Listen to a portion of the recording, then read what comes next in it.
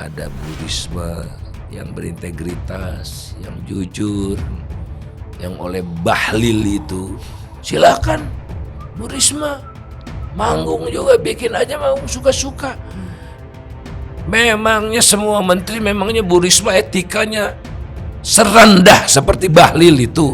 Itu aneh gitu, ekonom bicara pemilu ini apa nih? Makanya dipertanyakan oleh pengacaranya, ini ahli apa? Ahli nujum apa? Apakah yang memang kalian tahu tentang IT pemilu? Bagaimana berulang kali Menteri Keuangan ini disuruh dengan cara-cara yang menyerempet bahaya begitu. Pada suatu sidang kabinet tahun lalu ya, tahun depan saya mau keliling Indonesia, sediakan dananya, ya kan udah diketok APBN-nya. Tapi uangnya ada nggak? Udah mulai tinggi kan? Jadi usahakan Pak, laksanakan.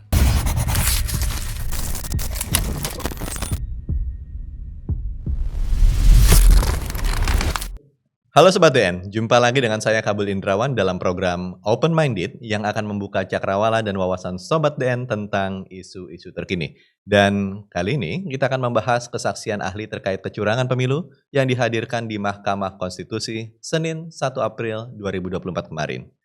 Namun sebelum lebih jauh, saya mengingatkan Sobat DN agar tidak lupa untuk klik subscribe, like, and share, dan nyalakan lonceng agar Sobat DN selalu mendapatkan informasi terkini dari Diskursus Network. Sobat DN, saat ini telah hadir bersama saya di Open Minded, seorang ekonom senior yang juga menjadi saksi ahli dalam perselisihan hasil pemilihan umum di Mahkamah Konstitusi Senin 1 April 2024, yaitu Bang Faisal Basri. Apa kabar Bang? Alhamdulillah baik. Sehat Bang? Alhamdulillah. Kesaksian Abang kemarin itu betul-betul membuat banyak orang terhenyak gitu loh Bang. Saya juga terhenyak. Apalagi Abang memberikan judul ugal-ugalan. Gitu Bang ya. Iya,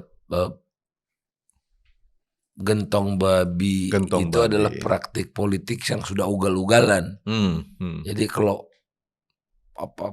politik gentong babi yang ugal-ugalan, Anda bisa bayangkan ugal-ugalan yang sangat masif, gitu ya, yang sudah melewati batas-batas etika, moral, dan itu yang tidak dimiliki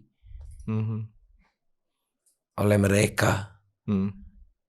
Mereka menganggap ini semua legal. Kalau Anda dengar pertanyaan-pertanyaan penasihat hukum mereka, betul, itu ini kan legal, dibahas DPR, oleh semua partai yang ada di DPR. Padahal tidak setuju oleh undang-undang. Oke, lewat DPR, memang lewat DPR. Tapi yang lewat DPR kalau dikorupsi ya masuk penjara kan? Betul. Iya kan? Betul. Kalau caranya tidak proper, tidak transparan, itu bukan good governance, ya.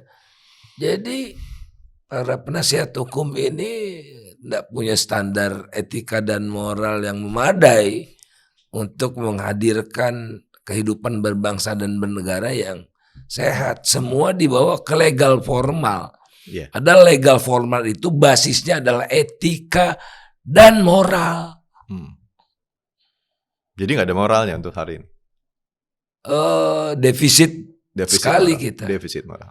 Presidennya begitu, tidak punya etika. Terbuka bilang cawe-cawe. Iya. Yang dia bilang dengan yang dia perbuat bertolak belakang hampir selalu. Ya. Jadi kita harus menghentikan kebohongan ini yang sudah terlalu lama, lebih dari 10 tahun. Sejak dia dari wali kota Solo gitu.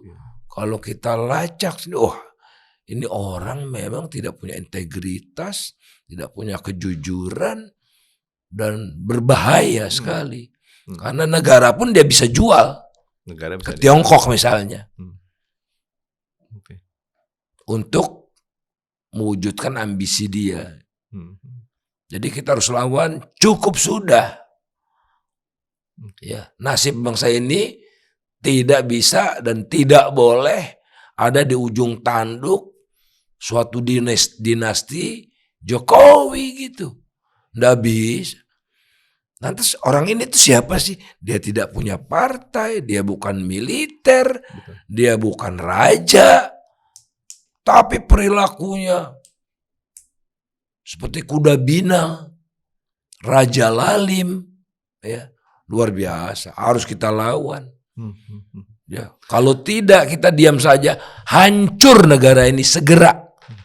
Bang, kemarin tuh Abang sempat mengatakan bahwa betapa tidak beradabnya manusia Indonesia di mata Jokowi ketika memberikan bantuan dengan cara dilempar-lempar. Terus Abang ada satu kalimat yang Abang berhenti. Saya mau cerita di sini gitu, tapi tidak etis. Apa itu, Bang? Ya, saya sampaikan dulu kemanusiaan yang adil dan beradab. Jangan mentang-mentang miskin kita anggap dia itu nggak punya hati, nggak punya nurani. Seperti saya lempar makanan untuk sekawanan bebek gitu. Lempar dari mobil, gitu kan. Lempar dari ini. Ini tuh uangnya dari APBN, uang rakyat, uang publik, bukan uang dari dia, bukan belas kasihan dia, tapi kewajiban negara untuk melindungi rakyatnya. Melindungi kok caranya seperti ngasih makan bebek. Memangnya siapa kita ini? Siapa mereka yang menerima dengan cara yang harusnya berkeadaban itu? Tapi memberikan bingkisan atau apapun lah itu, Bang, goodie bag dan lain-lain, dengan cara dilempar, bukankah itu sudah dilakukan oleh Jokowi sejak awal-awal dia memimpin? Ya, tapi sekarang dengan masif. Kan kita punya daftarnya juga, dia mengunjungi ke daerah ini berapa kali, segala macam ada daftarnya semua. Dan itu memang betul-betul membuat bansos negara ini dijadikan salah satu alat untuk memperoleh suara sebesar-besarnya. Tanpa bansos Jokowi tidak sepopuler itu kok. Nah, yang saya cerita tidak etis ini adalah cerita Wakil Menteri Keuangan kepada saya menjelang akhir tahun lalu begitu ya. Dalam suatu pembicaraan santai sambil makan siang bersama dengan beberapa dosen juga begitu. Dan mantan Menteri Keuangan, Mas Bambang Brojonegoro. Dia bilang gini pada suatu sidang kabinet tahun lalu ya, tahun depan saya mau keliling Indonesia. Dia ngomong 2023? Ya, di menjelang akhir. Menjelang akhir. Dia kan dananya. Kan? Nah, dibalas oleh Wakil Menteri Keuangan ini. Tapi APBN kan 1 sen pun uang negara yang dikeluarkan harus persetujuan DPR kan. Ada di dalam undang-undang yang namanya APBN. Ya kan udah diketok APBN-nya apa. Tapi uangnya ada enggak? Udah mulai tinggi kan. Jadi usahakan Pak, laksanakan. Jadi Kementerian Keuangan suruh cawe-cawe. Ini gue nih mau keliling mau bagi-bagi kayak bebek itu. Ya. Masih makan bebek itu, dananya belum ada, atur aja. Nah makanya saya kan pernah menyampaikan appeal gitu ya. Udah deh mundur aja daripada nanti teman-teman itu celaka. Karena teman-teman itu tahu sudah tidak benar tapi disuruh jungkir balik. Iya. Seperti bansos ini juga kan. Erlangga yang minta ya diperpanjang. Bansos El Nino minta diperpanjang sampai Juni. Harusnya selesainya Desember kan. Panjang sampai Januari Maret. Pokoknya yang penting kemudian sampai Februari ada gitu. Ya. Karena Februari itu pencoblosan. Ya. Kurang puas apa lagi. Fabi ayyi alai rabbikum atukadziban. Sudah merealisasikan impor beras 3 juta ton. Tapi harga beras meningkat luar biasa. Akibat apa? Produksi turun memang, tapi sedikit. 645 ribu ton. Tapi kok yang nutupnya pakai 3 juta ton. Jadi kalau semua buat stabilisasi harga, itu harga beras tidak semencekik sekarang. Mencapai titik tertinggi pada Februari, tatkala rakyat butuh beras. mau ke bilik suara itu. Karena apa? 3 juta tonnya itu sangat boleh jadi. Oleh karena itu digunakan bukan untuk stabilisasi harga, tapi untuk mengisi gudang logistik mereka. Nah itu buat mereka logistik nomor 1, logistik beras itu. Karena ya sekalian saya buka aja deh. Menteri Perdagangan ini juga kan saya sebutkan kan. Saya sebut ya memang begitu. Etikanya rendah. Kebetulan dari partai yang saya ikut mendirikan ya. Betapa sedihnya gitu para pendiri partai itu melihat ketua umum partai yang sempat kami dirikan itu tidak punya etika dan moral. Ngomong ayat suci, kalau sholat jadi imam, ya, tapi kelakuan kok seperti itu, menghalalkan segala cara.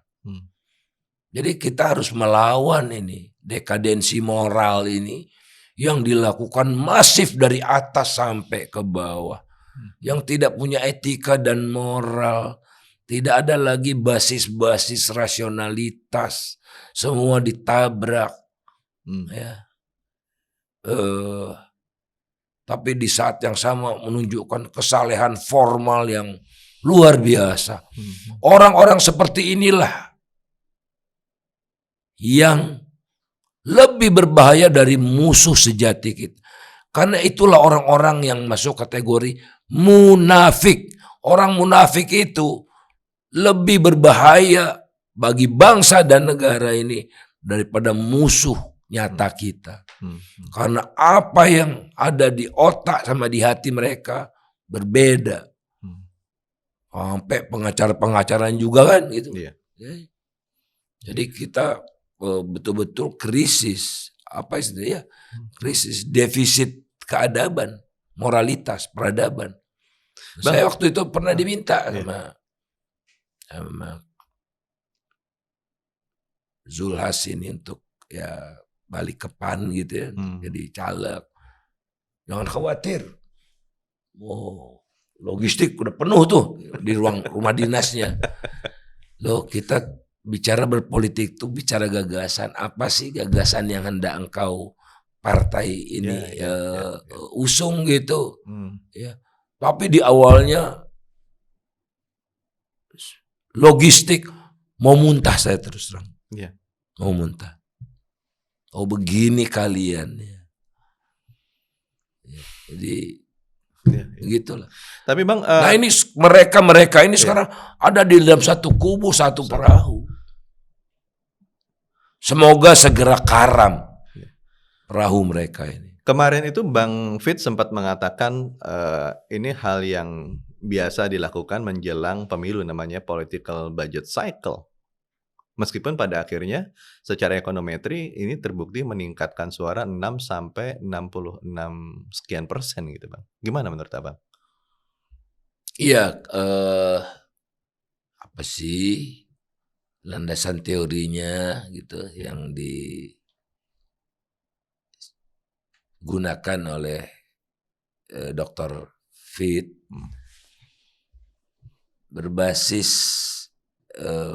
teori politik pork barrel gitu kan. Iya, betul. Ya mungkin agak abstrak di Indonesia, teori gentong babi gitu ya. Karena babi kan metafor dari kerakusan. Keserakahan, meraup duit, greedy segala macam dalam jumlah yang masif gitu. Yeah. Nah jadi kalau di Amerika Serikat politik seperti itu, gentong babi itu dilakukan oleh anggota DPR, Senat maupun House of Representatives untuk memperjuangkan eksistensinya sebagai incumbent bisa maju lagi. Mereka itu menciptakan proyek-proyek di daerah pemilihannya. Biasanya proyeknya tuh jalan eksis gitu ya, apa monumental gitu-gitu ya. Sampai konteks maslahatnya, konteks perencanaannya ugal-ugalan, dan tidak lewat proses, tidak perlu persetujuan presiden gitu. Presiden Amerika ya, di Amerika ya. Nah jadi mereka bisa melenggang untuk meraih konstituennya, karena kalau bansos mereka udah kaya-kaya kan. Jadi nah kalau di negara berkembang ya budgetnya juga terbatas, ya bansos lah gitu. Jadi pork barrel juga sangat berlaku untuk bansos. Jadi dia incumbent, makanya saya ditanya kenapa Bu Mega kalah sama Pak SBY gitu ya pada tahun 2004. Oh itu tidak pork barrel karena 2019 ya Pak 2009 ya Pak SBY ya dia tidak 2014 tidak menyiapkan incumbent yang tidak menyiapkan incumbent. Kemudian ya masifnya dananya juga ugal-ugalannya. Bayangkan itu Erlangga Hartarto dengan entengnya mengatakan bansos El Nino ini akan diperpanjang karena kami sudah evaluasinya berdasarkan masukan dalam satu dialog. Ya, jadi misalnya saya nih, saya berdialog sama Mas Kabul nih. Siap. Saya penerima bansos, kata Mas Kabul, orang miskin masih senang nggak kalau masih perlu nggak diperpanjang nih?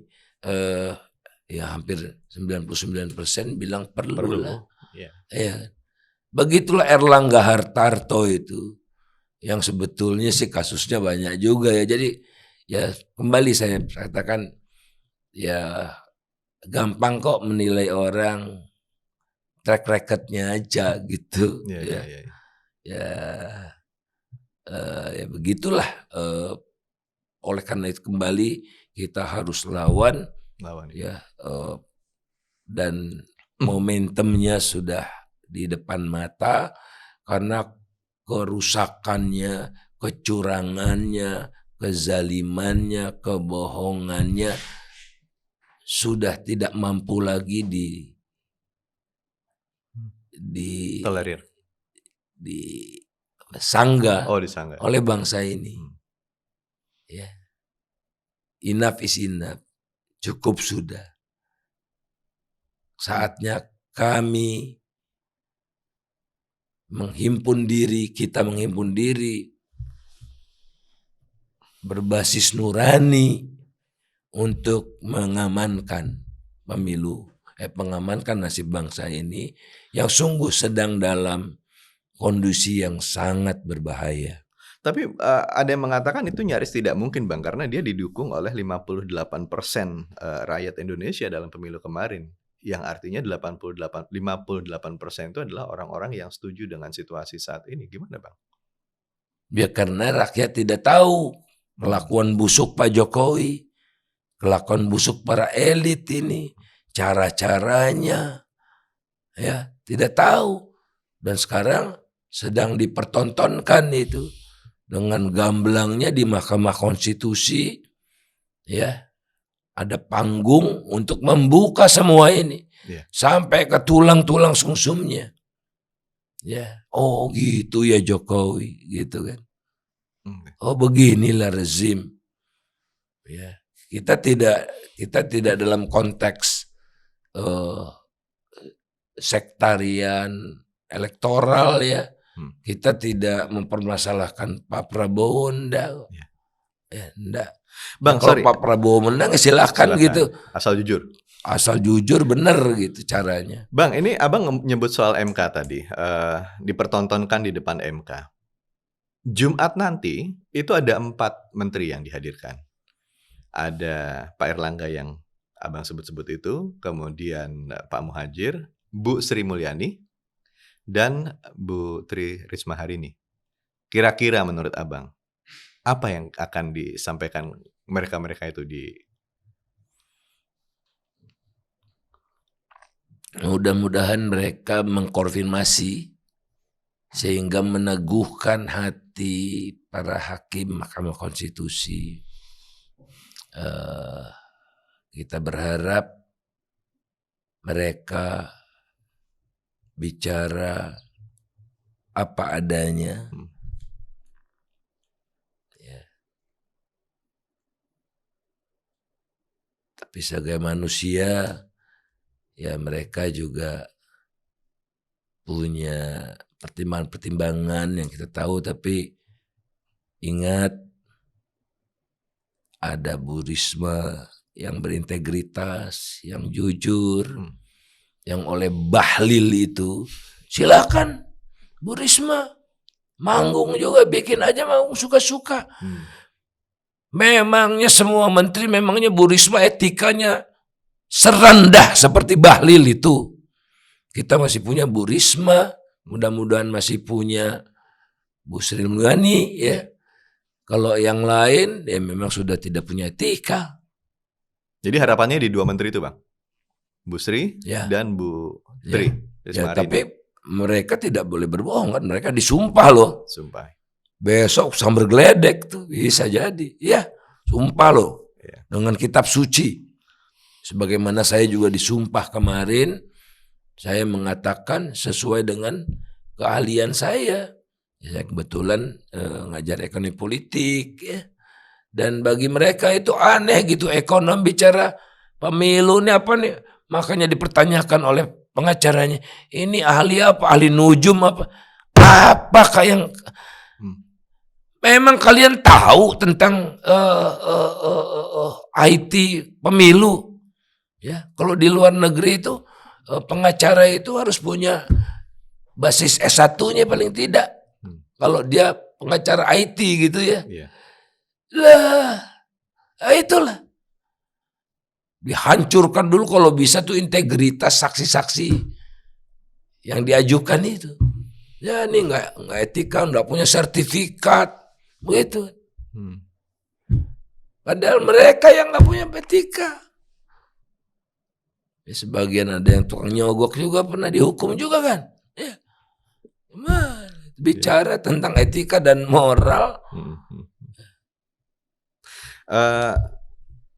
Beberapa waktu lalu dalam salah satu wawancara, Abang pernah menyatakan tentang Bu Sri Mulyani itu harus hati-hati dalam mengelola dana karena kan bendahara negara kan Bang, juru bayar gitu kan.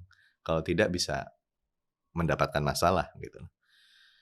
Ketika itu Abang juga menyampaikan tentang kemungkinan beliau cemas lalu mau keluar dan lain-lain yang meskipun pada akhirnya tidak terjadi seperti itu. Nah sekarang Bang, setelah semua ini terjadi, bansos dibagikan dan kita tahu bahwa DPR tidak menyetujui bansos yang terakhir yang diberikan ini dengan cara ugal-ugalan seperti Abang bilang tadi itu. Apakah ini menjadi ancaman sendiri buat Bu Sri Mulyani? Ancaman Di penjara misalnya atau diperiksa di ya setidaknya tadi saya udah cerita juga kan, bagaimana berulang kali Menteri Keuangan ini disuruh dengan cara-cara yang menyerempet bahaya begitu ya, menyerempet bahaya. Dan beberapa berhasil dilalui gitu ya. Jadi suruh keluarkan uang misalnya ya untuk proyek tertentu gitu. Nah, dan tidak mau dikeluarkan oleh Menteri Keuangan, dia bukan sekedar juru bayar loh. Iya. Ya. Dia itu rem. Semua ngegas, semua menteri ini kan minta duit kan minta gas semua. Rem. Hati-hati. Ada harus prudent. Harus transparan. Prosesnya sudah dipenuhi syarat-syaratnya, baru uang itu keluar. Nah misalnya kalau tidak ada kontrak, terus minta duit pembayaran ke kontraktor, ya Menteri Keuangan kalau memberikan uang juga, kalau membayar, ya dia merugikan negara, masuk penjara itu. Dan itu bisa dilalui oleh Bu Sri Mulyani itu. Kok dalam situasi seperti ini? Pemberian bansos yang ugal-ugalan ini? Berpotensi setidaknya menjadi beban dia dipermasalahkan dan ya gitu aja gitu ya. Ternyatanya banyak lah ya, tapi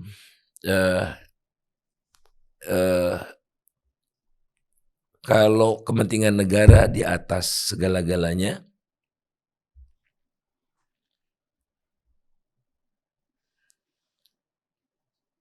dia katakan gini, ini udah melampaui batas. Ini kami punya standar, itu kan Bu Sri Mulyani dosen juga ya, yang harusnya si cuti ya. Oke, dosen juga punya standar akademis, macam-macam gitu ya. Birokrat yang teruji dan terpuji gitu. Akan lugas itu, ndak hitung-hitungan lagi itu, ancaman apa gitu ya, ndak hitung-hitungan lagi. Karena dengan begitulah dia bisa menegakkan Republik Indonesia ini, dia rawat, dia jaga agar tidak jebol, gitu kan, luar biasa itu. Jadi apapun ongkos pribadi saya, ya saya harus campakkan demi kepentingan bangsa ini, tidak menjadi presiden gitu. Kalau sekali jebol, jebol terus. Nah, ini sudah berulang kali, ibu kota negara juga begitu, kereta cepat begitu kan, LRT, ya, food estate, itu kan cara-caranya tidak normal. Masa urusan pangan yang ngurus Kementerian Pertahanan? Ya ini kan sunnatullah ya. Serahkanlah sesuatunya kepada ahlinya. Kementan dalam hal ini. Bukan Kemenhan. Kementan. Iya. Harusnya Kementan. Iya, tidak Kemenhan kan. Betul. Karena Kementannya akan dipromosikan jadi presiden yang dia usung. Ini kan kasat mata. Jadi please, kalau tidak jebol, krisis segera di depan mata. Krisis segera di depan mata? Yes. Apa yang abang baca sekarang situasinya? Kita lihat urusan perut makin kocar-kacir, urusan perut nih. Defisit pangan kita mencapai tingkat tertinggi sepanjang sejarah pada tahun 2023. Defisit pangan artinya impor pangan kita itu jauh lebih besar daripada ekspor pangan. negara Indonesia yang gemah ripah loh jinawi yang subur apa segala macam ya, jarang menghadapi bencana yang besar seperti di negara-negara lain gitu. Ada bencana tapi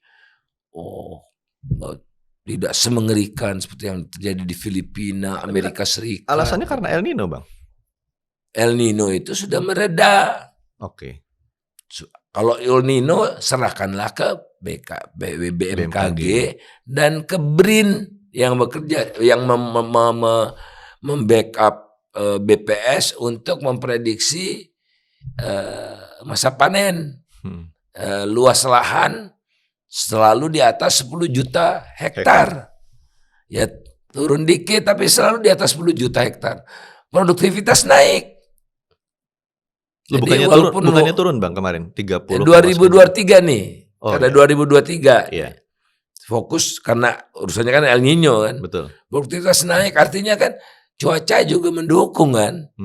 Ikut kontribusi kan. Nah, kemudian produksi akhirnya memang turun. Ya rata-rata itu 500 sampai 600 ribu gitu ya. Ton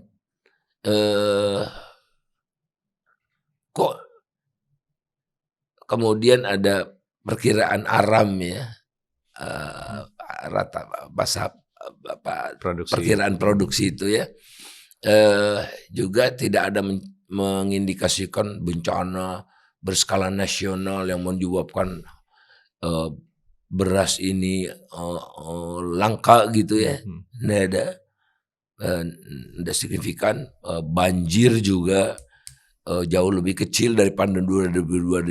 Jadi kondisi 2021 lebih parah.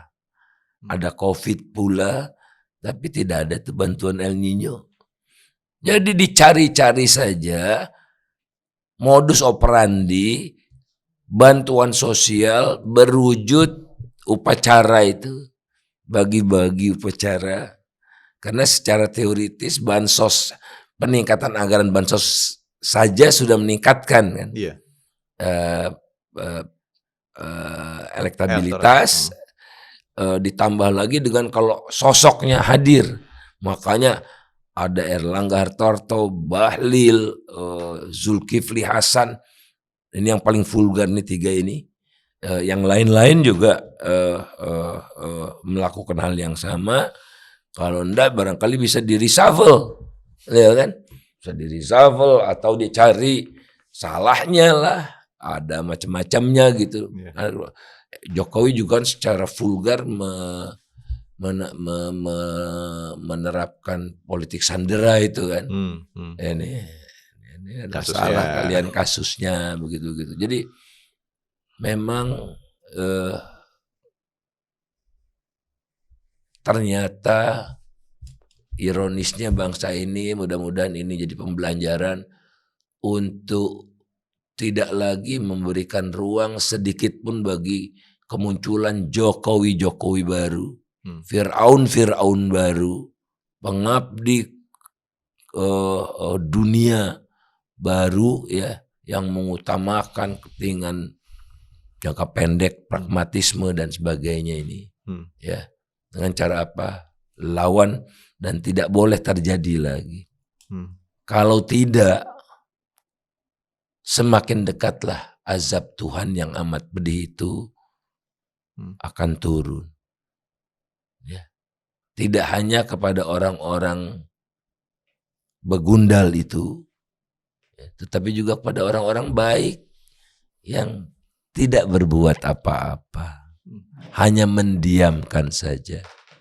Jadi rakyat sekarang udah sadar itu kewajiban fardu ain. Fardu ainnya untuk melakukan apapun. Dan bau-baunya sudah makin menyengat ya. Sedemikian parah yang telah mereka lakukan itu, sehingga mereka tak kuasa lagi untuk menutup-nutupinya. Karena setiap kebobrokan harus ditutup dengan kebohongan yang baru, semakin masif, dan membutuhkan uang sumpelan yang lebih besar, udah sanggup mereka bentar lagi bangkrut. Bentar lagi mereka akan hancur kalau kita tidak diam saja. Tapi Bang, ini kan masih ada waktu sampai Oktober Bang. Artinya sekarang bulan apa? Bulan 4, 6 bulan lagi Bang. 6 bulan itu kan waktu yang cukup lama untuk melakukan banyak hal gitu kan. Termasuk pemilu ulang.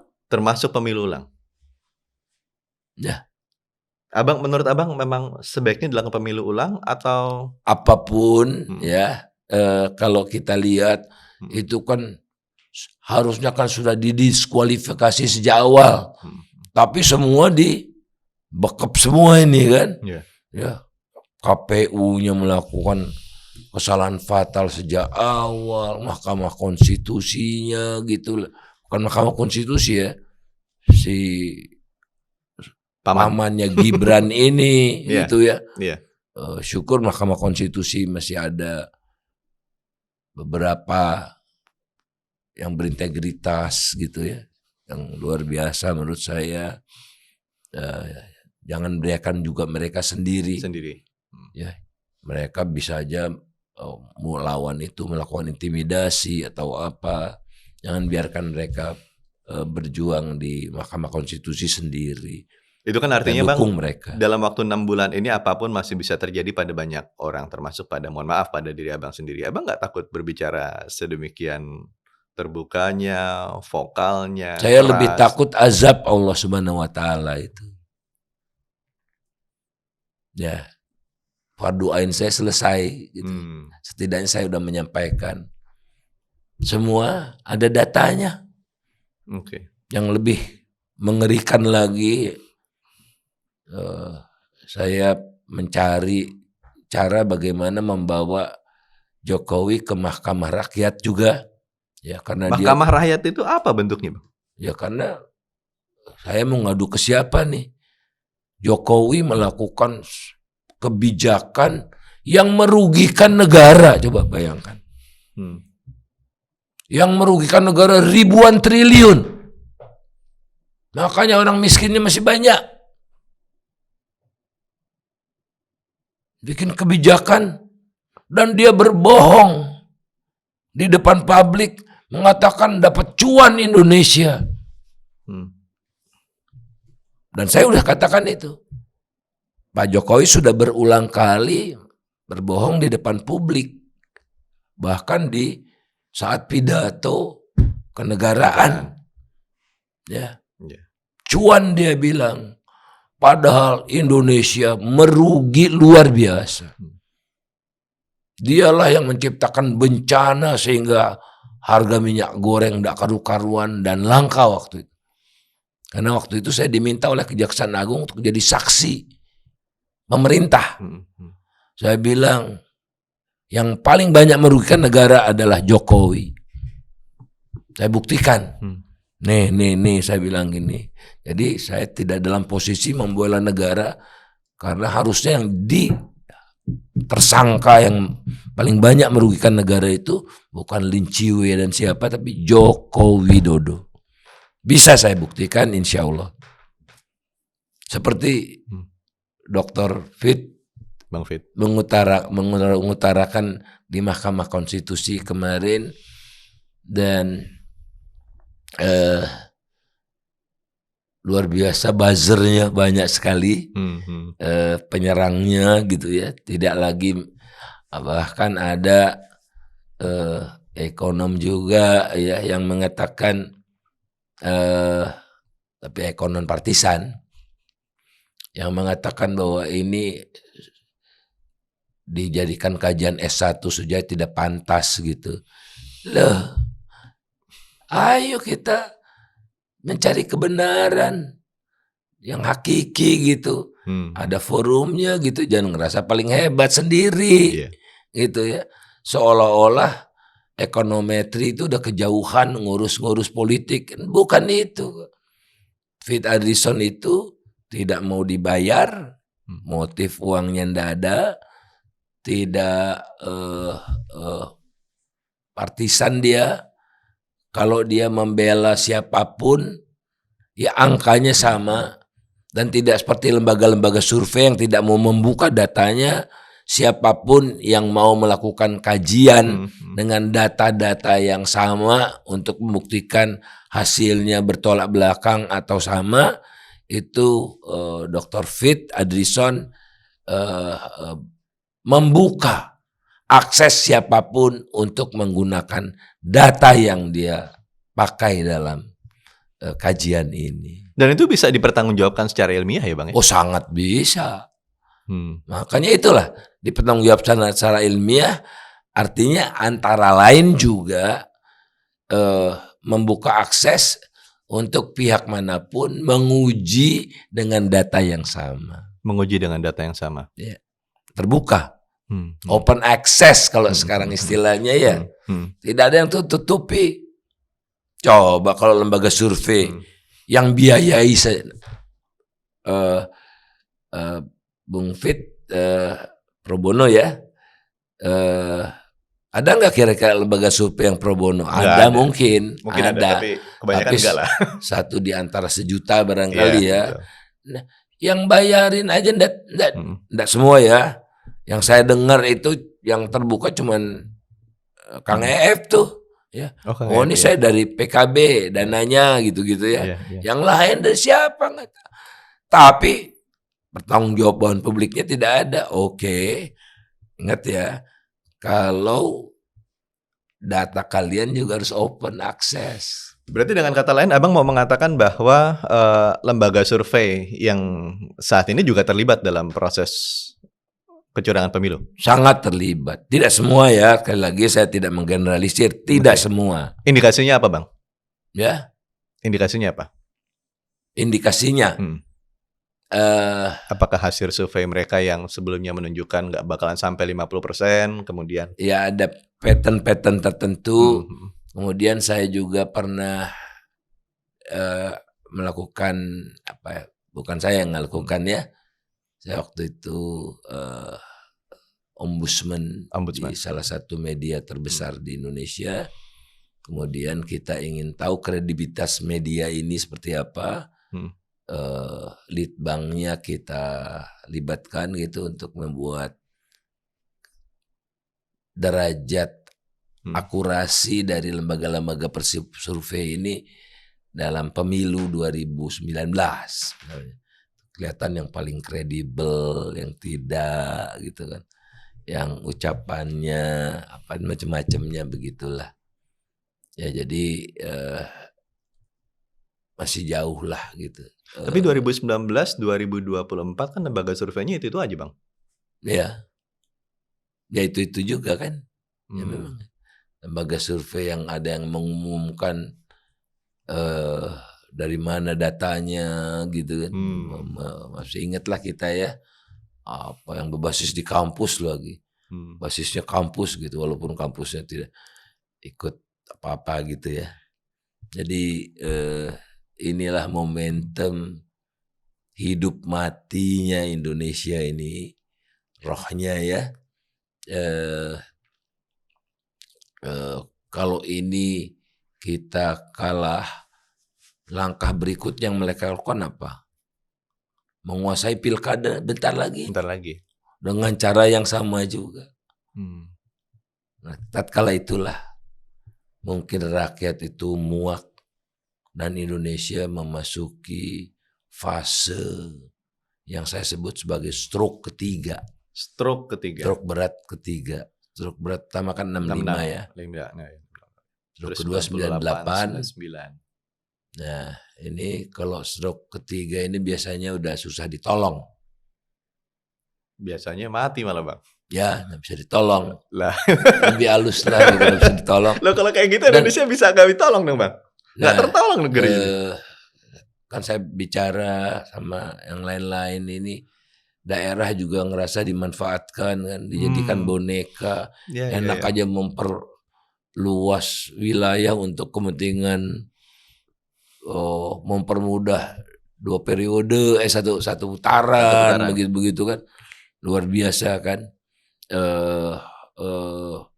Terus yang concern saya tadi, pengerusakan luar biasa, pengurasan luar biasa, kekayaan alam di daerah itu dikeruk habis-habisan, semua dilarikan ke Jakarta, enggak semua ya, majority dilarikan ke Jakarta untuk membiayai rezim korup atau untuk mempertahankan rezim korup, sehingga presiden baru nanti 4 tahun pertama Mengentertain rakyat.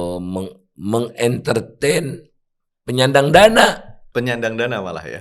Oligark itu sehingga orang miskinnya tidak tertangani, tenang aja. Nanti kita bohongin lagi orang miskin, kasih bansos lagi.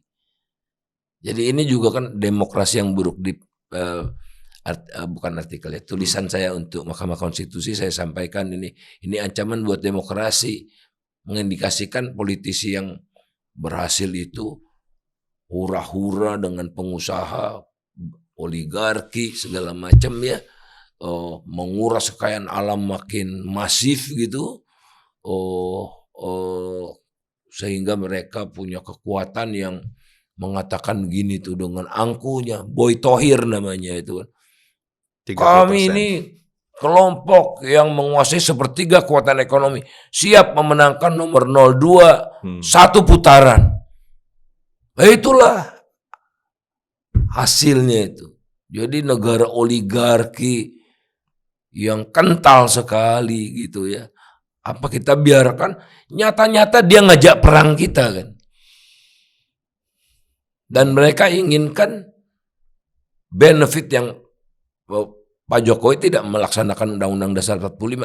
Bumi, air, dan kekayaan alam yang terkandung di dalamnya dikuasai oleh negara. Bagi sebesar-besar kemakmuran Boy Thohir. Bukan kemakmuran rakyat. Makanya si Boy Thohir itu industrinya harus kita kenakan yang namanya windfall tax, progressive tax. Apalagi ini adalah kegiatan ekonomi kotor. Katanya kita lingkungan segala macam, tapi dikasih terus santapan yang makin melezatkan pada pelaku-pelaku industri kotor ini. Jadi bukan hanya jiwanya yang kotor, raganya pun kotor. Tegakah kita mewariskan satu negeri yang sebentar lagi akan merayakan ulang tahun emasnya itu, tapi tiba kita udah tidak kenal lagi Indonesia yang seperti dulu itu, yang dicita-citakan oleh para pendiri bangsa. Dan kan sekarang sudah melewati batas. Enough is enough. Saatnya kita melakukan perlawanan total. Bang, terkait dengan angka kemiskinan. Jadi abang tadi menyebutkan mengentertain gitu kan. Saya berpikir tadi mengentertain rakyat dengan memberikan bansos sehingga mereka menjadi orang yang manja dan kemiskinan menjadi terpelihara gitu. Karena pada tahun 2014 itu angka kemiskinan kan 10,90 sekian persen kan Bang? Tahun 2014. Kemudian kemarin 2023 akhir itu 9,36. Artinya dalam rentang hampir 10 tahun cuma turun 3,6%. Dan itu naik turun. Naik turun fluktuatif. Jadi artinya tidak ada penurunan yang signifikan kalau ngelihat dari persentasenya. Apakah ini sebetulnya satu gambaran bahwa memang kemiskinan itu sengaja di-maintain sedemikian rupa untuk kepentingan elektoral pada saat pemilu nanti? Menurut abang gimana?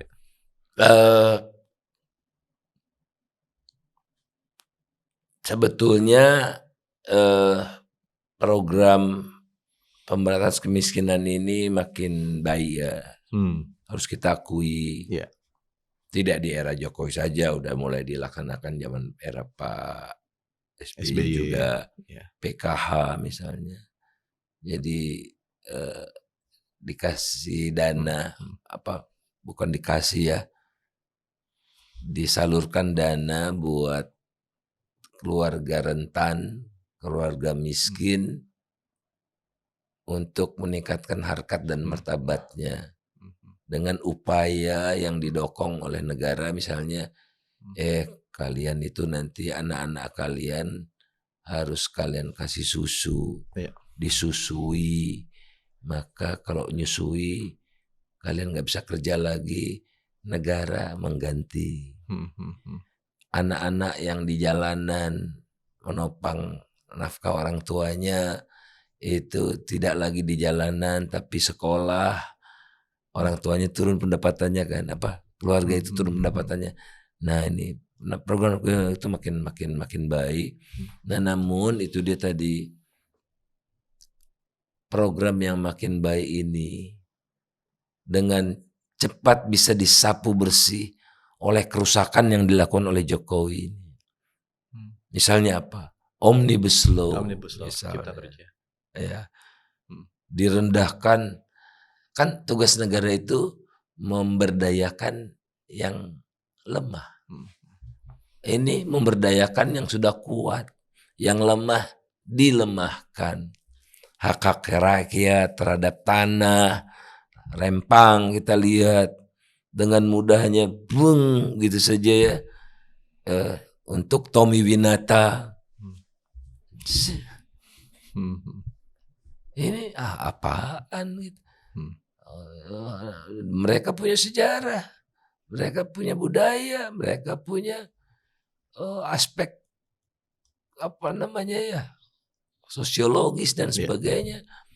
Demi memasukkan investor yang lagi-lagi dari China lagi begitu ya. Apa Anda nggak curiga? Apa Anda nggak curiga Xi Jinping sedemikian kebeletnya sampai tidak menunggu pelantikan lagi mengundang Prabowo Subianto yang belum resmi menjadi presiden? Ya. Ini warning semua loh ini. Ya. Sebetulnya kenapa dengan Cina, Bang? Kenapa kesannya kayak sesuatu yang skeptikal banget tentang yang Cina beradab aja. Enggak. Kita bukan anti China, apalagi anti Tionghoa, tidak. Yeah. Karena saya juga kerap diplesetkan gitu, Faisal rasis gitu. Enggak. Ya pengusaha China juga ada yang bagus. Ya Jack Ma itu orang bagus. Iya.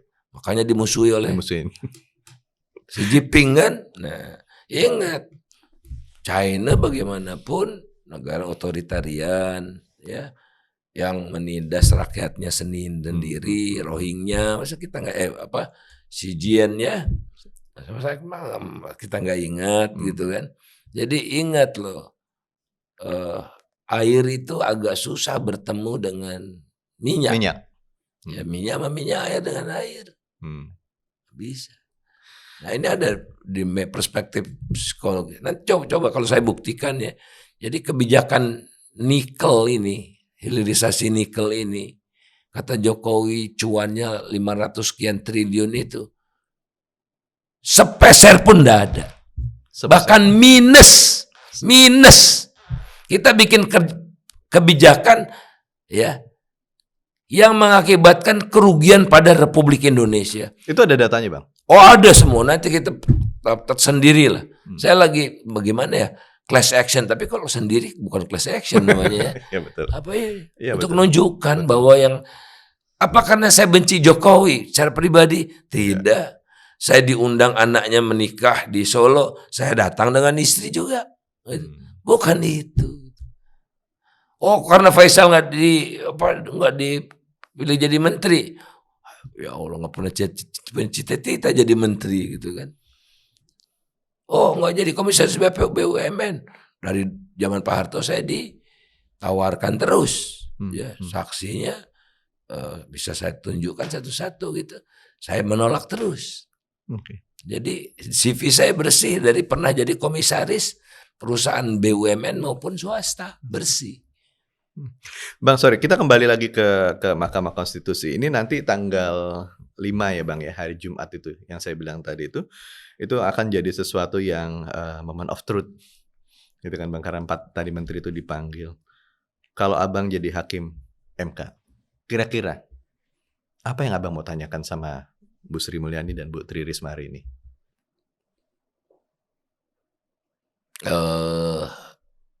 Kalau Abang jadi hakim MK. Yang menarik ini,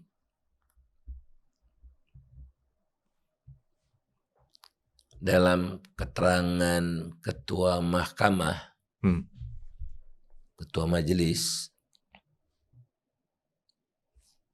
Pak Soehartoyo katakan kalian nanti nggak boleh nanya loh. Berarti hakim yang nanya kan? Hakim yang nanya. Iya. Dan saya sedemikian surprise gitu. Mereka melakukan musyawarah dan Mahkamah Konstitusi yang memanggil. Iya. Jadi tidak perlu izin dari. Dan wajib datang mereka. Wajib datang, wajib datang. Dan mudah-mudahan mereka juga menjadikan ini moment of truth ya. Ramadan pula gitu. Ramadan pula ya. Itu 10 hari terakhir lagi. 10 hari terakhir lagi. Mereka akan tercatat dalam sejarah gitu. Termasuk orang-orang yang menyelamatkan Republik ini dari karam ketika mengarungi badai yang besar di samudera kehidupan berbangsa dan bernegara ini. Dan apa yang kita khawatirkan insya Allah tidak terjadi gitu. Ya. Kalau abang kira-kira jadi hakim, apa yang abang mau tanyakan kepada kedua orang yang tadi saya sebutkan, Bu Sri dan Bu Trisma ini? Kalau abang jadi hakim, saya akan selalu tanya gini, nurani Anda terusik enggak? Nurani Anda terusik atau tidak? Nurani Anda terusik atau tidak? Ya, kemudian setelah itu ya prosesnya seperti apa? Oke. Ya, Pak Jokowinya desak-desaknya seperti apa? Kalau saya sudah, aku yakin ya, ini cawe-cawe Jokowi dan diakui sendiri oleh Jokowi. Saya melakukan cawe-cawe, saya akan melakukan cawe-cawe. Jadi orang sejenis seperti itu ya, itu dia juga sudah tidak bisa lagi menutup-nutupi isi perutnya. Dia ungkap, dia tunjukkan kepada publik hasratnya, makin hari makin vulgar, ya dari untuk menipu atau bahkan udah bagian dari hidupnya. Saya ingatkan, kalau saya sudah tidak jadi presiden, saya akan jadi rakyat biasa, kembali ke Solo atau Karanganyar lah gitu ya. Ini malah ada santer dan ditawarkan pula jadi ketua umum Golkar gitu-gitu kan.